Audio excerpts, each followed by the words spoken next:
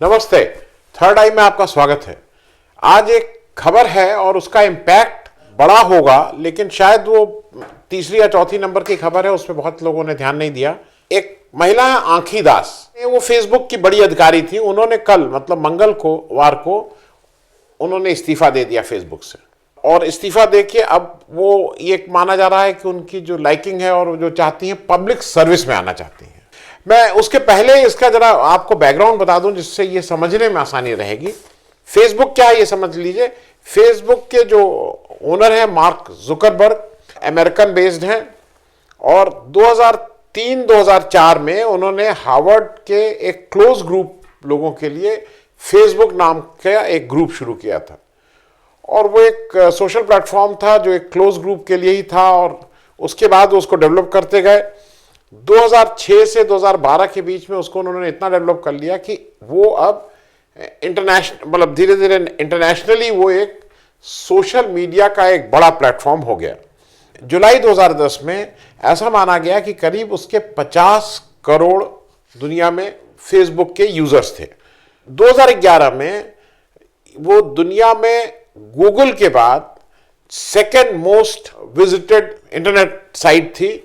एक जानकारी ये महत्वपूर्ण ये है कि जब फेसबुक की अपने ये शुरू कर रहा था कवायद और जो बड़ा होता जा रहा था, चाइना ने 2009 में इसको बैन कर दिया। तो चाइना में आप अगर जाइए तो आप फेसबुक नहीं चला सकते हैं। चाइना में फेसबुक की चीज नहीं है, और वो 2009 से ही वहां बैन है। अक्टूबर 2012 में 100 करोड़ 1 बिलियन के इसकी रीच हो गई थी। और एक जो इसमें इंपॉर्टेंट चीज थी, ये बहुत से मतलब हमारे आपके सबके घर में घुसी गया है, और इसके ऊपर बहुत से आक्षेप लगे, टैक्स इविजन के आक्षेप लगे, हेट स्पीच, ये स्पीच, इस तरह की बातें लगी। एक कैम्ब्रिज एनालिटिका का मतलब बहुत से केसेस हैं, उसमें एक आपको याद होगा। कैम्ब्रिज एनालिटिका एक यूके बेस्ड कंपनी थी जिसको कुछ इन्होंने प्राइवेट डेटा, हमारे आपके जो पर्सनल डेटा हैं जो वहां, वो भी ऐसा माना गया कि उनको बेचा गया था, और वो एक कंट्रोवर्सी चलती रही, और उस डेटा को कैसे यूज किया गया इलेक्शंस में, इस तरह की बातें हुई। हालांकि मार्क जुकरबर्ग ने पब्लिकली 2-3 बार अपॉलॉजी मांगी है, माफीनामा दिया है कि भाई ये वो प्राइवेसी सेटिंग जो है वो कहीं से गड़बड़ हुई है, और लोगों तक उनके जो लोगों की प्राइवेट वो है इंफॉर्मेशन वो मतलब लोगों तक चली गई है। इस समय जो करंट स्टेटस है उसके अनुसार पूरी दुनिया में फेसबुक के करीब 260 करोड़ यूजर हैं। इंडिया में उस 260 में 29 करोड़ यूजर केवल इंडिया में है। दुनिया का जो सबसे बड़ा फेसबुक यूजर है वो इंडिया है, 29 करोड़। और इंडिया के बाद 2 नंबर पे अमेरिका आता है, जहां पे करीब 19 करोड़ लोग फेसबुक को यूज करते हैं। फिर ब्राजील है, और वो आप चार्ट में देख सकते हैं। अब एक जो इसमें इंपॉर्टेंट चीज है फेसबुक के बारे में, वो स्टेट स्पॉन्सर्ड इंटरनेट प्रोपोगंडा, मतलब जो राज्य की तरफ से जो इंटरनेट का प्रोपोगंडा होता है, वो इसके ऊपर आक्षेप लगता है कि उसमें फेसबुक काम करता है, और वो स्टेट स्पॉन्सर्ड प्रोपोगंडा को भी इसके थ्रू बढ़ाता है। उसके बहुत से एविडेंसेस दिए गए हैं। अब इसका एक दूसरा पक्ष समझ लीजिए, क्योंकि वो भी इंपॉर्टेंट है।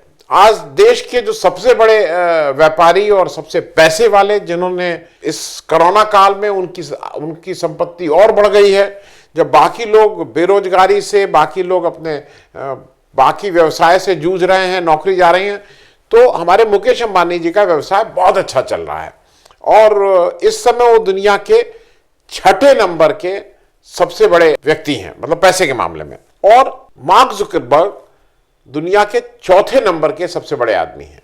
उनकी कुल संपत्ति जो आज की जब मैं बात कर रहा हूं तो करीब 104 बिलियन यूएस डॉलर। मोटे तौर पे अगर $1 $73 का है तो करीब 7,60,000 करोड़ की उनकी वर्थ है, मतलब ये उनकी संपत्ति है।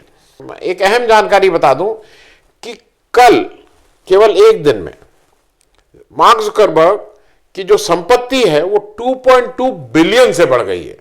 मतलब 2.2 बिलियन का मतलब समझ रहे हैं, मोटे तौर पे करीब 15-16 हजार करोड़ रुपए उनका एक दिन में उनका फायदा हुआ। इतनी संपत्ति बढ़ 15-16 हजार करोड़ की बात कर रहा हूं। हम और आप तो 15,000 रुपये कहीं से अगर मिल जाता है कि भाई ये कहीं डिविडेंड आ गया है या आपका शेयर बढ़ गया तो बहुत खुश रहते हैं, और शायद उस 15,000 जब बढ़ जाता है तो 2,000 की कोई शॉपिंग कर लेते हैं। इनका 15,000 करोड़ बचा है का बढ़ा है। लेकिन हमारे अंबानी जी का कल थोड़ा नुकसान हो गया है, इनका 476 मिलियन US डॉलर शेयर बढ़ने घटने की वजह से।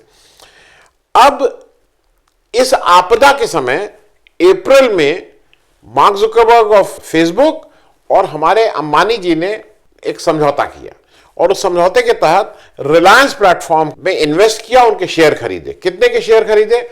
करीब करीब 5.7 बिलियन US डॉलर, जो मोटे तौर पे 43,574 करोड़ रुपए के शेयर। फिर से मैं बोल रहा हूं, 43,574 करोड़ के शेयर खरीदे हैं मार्क जुकरबर्ग ने। अब मैं इसलिए कह रहा हूं कि इसकी रीच और इसकी साइज समझना जरूरी है। आंखी दास का कहां यूज हो रहा है और कैसे यूज हो रही थी, ये समझ लीजिए। इंडिया में इस समय जो इंटरनेट यूजर हैं वो उसके अनुसार करीब हमारे यहां 700 मिलियन यूजर है। 700 मिलियन मतलब करीब 70 करोड़ लोग इंटरनेट यूजर हैं। अब जियो जो कहता है, जियो के एक्टिव यूजर करीब करीब 30.3 करोड़ हैं। 30 करोड़ लोग जियो यूज करते हैं। नंबर 2 पे, नंबर 1 पे एयरटेल, जिसके करीब 31 करोड़ हैं। और मानी हुई बात है कि अब अंबानी जी जल्दी ही अब एयरटेल को भी क्रॉस कर लेंगे, इसमें कहीं कोई दो राय नहीं है। वोडाफोन इस समय 27 करोड़ पे तीसरे नंबर का प्लेयर है।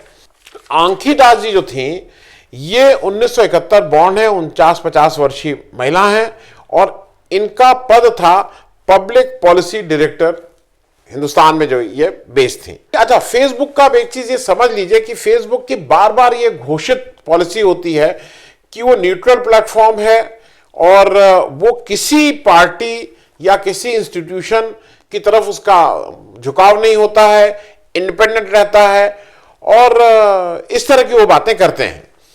जुकरबर्ग ने बार बार ये कहा है कि वो पॉलिटिकली न्यूट्रल रहते हैं। ये उनके कई स्टेटमेंट हैं।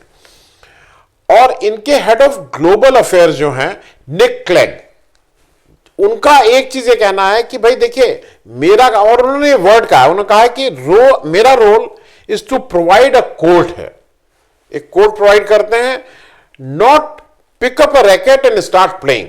मतलब कोई हम खुद प्लेयर नहीं बन जाते हैं। लेकिन जो आंखी दास ने किया, उन्होंने not only she provided the court given by Facebook, but she also became a player. That is the issue which is to be addressed. Ankhi Das ने फेसबुक 2011 में जब ये शुरू हो रहा था, ये सब तब ज्वाइन किया था, इनकी one of the first employees हैं उस समय की। और 2012 में इन्होंने, जब मोदी जी गुजरात में as chief minister re election के लिए वो कर रहे थे, तो उन्होंने वहां की बीजेपी को एक ट्रेनिंग भी दी थी। और इसमें जब वो जीते थे 2012 में, तो अक्टूबर 2012 में उन्होंने अपना एक क्लोज ग्रुप है, फेसबुक का एक क्लोज ग्रुप है जो उनके एम्प्लॉयज का है, उसमें उन्होंने कहा था कि success in our Gujarat campaign, उसको उन्होंने गुजरात कैंपेन को फेसबुक की सक्सेस माना था। तो ये मानी हुई बात है कि ये न्यूट्रलिटी नहीं रह गई थी। अगर आप कहीं भी ये कहें कि हम न्यूट्रल हैं, हालांकि टेक्निकली लीगली इसमें कोई फर्क नहीं पड़ता है, लेकिन एक जितना इनका पेनिट्रेशन है उस हिसाब से ये इंपॉर्टेंट है कि ये अब न्यूट्रल नहीं रह गई थी। 2013 में इन्होंने फिर ट्रेनिंग दी थी, जब मोदी जी नेशनल कैंपेन, प्रधानमंत्री पद की दावेदारी कर रहे थे, उन्होंने फिर एक बीजेपी के को इस तरह के कैंपेन की ट्रेनिंग दी थी। और ये सारी चीजें का खुलासा वॉल स्ट्रीट जर्नल का अभी इस साल जुलाई अगस्त में उनके कई आर्टिकल छपे, 2 उनके वो आए जिसमें ये सारे डिटेल्स हैं। इसमें एक चीज ये भी है कि बीजेपी और कांग्रेस की तमाम पोस्ट हैं जिस पे इस तरह की बातें आई, लेकिन इनका झुकाव ये होता था कि ये बीजेपी को डिफेंड करती थी और कांग्रेस के पक्ष में नहीं रहती थी। जब 2019 का इलेक्शन हो रहा था तो कांग्रेस के बहुत से पेजेस हटाए गए, 600 से ऊपर पेजेस हटाए गए, लेकिन बीजेपी के वो पेजेस नहीं हटाए गए। और मैं जब पेजेस हटाने की बात आपको कर रहा हूं तो आप लोग फेसबुक में जाते हैं, इसके भुक्तभोगी हम लोग खुद हैं। हम लोगों के पेज भी, अच्छा वो स्टाइल क्या होती है कि वो एकदम से बीच में क्या होता है कि वो आपको चलते चलते आपका जो पेज है वो आप किसी बहाने से कुछ और कर दिया जाएगा, इट विल गेट डिस्टर्ब। हम लोगों के केस में क्या हुआ कि हमारे फेसबुक पेज के एडमिन कोई चेंज कर दिए गए, कैसे हुए कहां से, अब वो एडमिन बदल गए, उन्होंने कुछ उसका नाम और कर दिया, और अब हम उसको पिछले 2-3 महीने से अपना सिर पटक रहे हैं। लेकिन हमने उसकी सब मतलब जो भी प्रोसेस होता है वो शिकायत कर दिए हैं, उसको रेज कर दिया, लेकिन उसका कोई सोल्यूशन अभी तक नहीं हुआ है। जो भी लोग इसको देख रहे हैं और अगर इसके बारे में थोड़ा और समझना चाहते हैं तो एक नेटफ्लिक्स पे एक सीरियल कह लीजिए या पिक्चर कह लीजिए, सोशल डिलेमा, वो आप देख लीजिए। सोशल डिलेमा में सोशल मीडिया के बहुत से पुराने एम्प्लॉयज, वो फेसबुक के एम्प्लॉयज हैं, वो गूगल के एम्प्लॉयज हैं, इस तरह के एम्प्लॉयज जिनकी आत्मा जो बहुत फ्रस्ट्रेटेड थे कि ये हम क्या कर रहे हैं, हम समाज को किस तरह से ढकेल रहे हैं, किस तरह से एक एजेंडा के तहत हम कर रहे हैं, उनकी बातें वो भयावह हैं। जब आप उस पिक्चर को देखेंगे, उस डॉक्यूमेंट्री को या उस सीरियल को देखेंगे तो आपको लगेगा कि ये क्या हो रहा है, क्योंकि ये एक ऑर्गेनाइज्ड लोग मिलके पूरी दुनिया की विचारधारा को पैसे के लिए एक अजीब दिशा में मोड़ने का काम कर रहे हैं। वो बहुत स्पष्ट हो जाएगा उसमें। अब इधर क्या हुआ कि जब आंखी दास का इस तरह का चीजें आई तो एक उनका जो अपने एम्प्लॉयज का उनका एक इंटरनल ग्रुप है, उसने इस पे ऑब्जेक्शन किया, फेसबुक पे उन्होंने इस चीज को रेज किया। और दूसरी तरफ एक जो पार्लियामेंट की जो पार्लियामेंट्री कमेटी होती है, उसने इनको बुलाया कि भाई आप आके अपनी बातचीत करिए। अभी पिछले ही हफ्ते आंखी दास जी को पार्लियामेंट जो पैनल है उसके सामने उपस्थित होना पड़ा। उन्होंने इनसे सवाल जवाब किए, उनसे क्वेश्चनिंग की, और जो उन्होंने अपने प्लेटफॉर्म पे जो पॉलिटिकल कंटेंट डाला था उसके बारे में भी बातचीत की। कल अजीत मोहन जो फेसबुक इंडिया के एमडी हैं, उन्होंने बताया है कि इन्होंने इस्तीफा दे दिया है और आंखी दास जी अब अपना इंटरेस्ट इन पब्लिक सर्विस वो करेंगे। अब उनका इंटरेस्ट पब्लिक सर्विस है। अब आप समझ सकते हैं वो पब्लिक सर्विस किस दल विशेष के साथ होगा। हालांकि आज तो कई उन्होंने कह भी दिया कि वो बंगाल से बीजेपी के टिकट पे चुनाव लड़ने की बात हो रही है, क्योंकि इनके ऊपर जो बेसिक आक्षेप है वो ये है कि जब हेट स्पीच चल रही थी अभी हाल के दिनों में, जब दिल्ली में अगर आपको याद हो जो हेट स्पीचेस थी उसका दिल्ली रॉयट्स हो गए थे फरवरी के महीने में, तो फेसबुक के ऊपर ही माना जाता था कि Facebook did not apply hate speech rules uniformly. मतलब जो हेट स्पीच है जिसके बारे में वो बार बार कहते हैं कि नहीं हम लोग हेट स्पीच नहीं लगने देते हैं, उसको आंखी दास जी ने अनदेखा किया और उसका उन्होंने एक्सप्लेनेशन भी दिया कि जो वायलेशन अगर बीजेपी वर्कर्स का था वो उनका जो बिजनेस प्रोस्पेक्ट है उसको डैमेज करता, इसलिए उन्होंने इसकी अनदेखी की। ये उन्होंने उसका साफ साफ एक्सप्लेनेशन दिया है। दूसरी तरह से अगर सोशल मीडिया प्लेटफॉर्म पे कोई हेट स्पीच हो रही है और उससे किसी का बिजनेस सध रहा है तो उसके बारे में उनको कोई दिक्कत नहीं थी। अंत में चलते चलते सिर्फ इतनी बात, टेक्निकली हो सकता है कि आपको ये सब लगे कि सब सही है, लेकिन आज की तारीख में जिस तरह से व्हाट्सएप भी का भी जो ओनर है वो फेसबुक है, ध्यान रखिएगा। व्हाट्सएप और फेसबुक जिस तरह की फेक न्यूज को बार बार एक ही बात कहते और वो हम और आप रोज जिसको देखते हैं सुबह से शाम तक कि कितने लोगों के बारे में कितनी गंदी और भद्दी बातें होती हैं, और वो बार बार जब कहा जाता है तो लोगों को लगता है कि यही सच है, क्योंकि इतना टाइम अब इस समय किसी के पास नहीं है कि वो उसको पढ़े या उस पर रिसर्च करे। लेकिन एक ऐसा माध्यम मिल गया है जिससे लोगों की सोचने के तरीके को आप चेंज कर सकते हैं। इसलिए ये आवश्यक है कि जैसे प्रिंट मीडिया, इलेक्ट्रॉनिक मीडिया का अच्छा या बुरा कोई एक रेगुलेटर है, सोशल मीडिया का अभी तक कोई रेगुलेटर नहीं है। यह आवश्यक है कि इस तरह के जो प्लेटफॉर्म्स है सोशल मीडिया पे, उनके लिए एक रेगुलेटर का तत्काल स्थापना हो। रेगुलेटर कैसे होगा वो होगा उसकी बात हो सकती है, लेकिन अगर वो रेगुलेटर नहीं हुआ तो आंखी दास जैसी लोग जिनकी जो साफ साफ कहते हैं कि मेरे मन में जो विचार है वो एक पॉलिटिकल पार्टी, एक पॉलिटिकल व्यक्ति के प्रति है, उसके प्रति उनको अच्छा लगता है कि वो इस तरह की बातें करते हैं, वो हिंदू मुस्लिम की भी बात करती हैं, वो लोग जरूर सक्सेसफुल हो जाएंगे।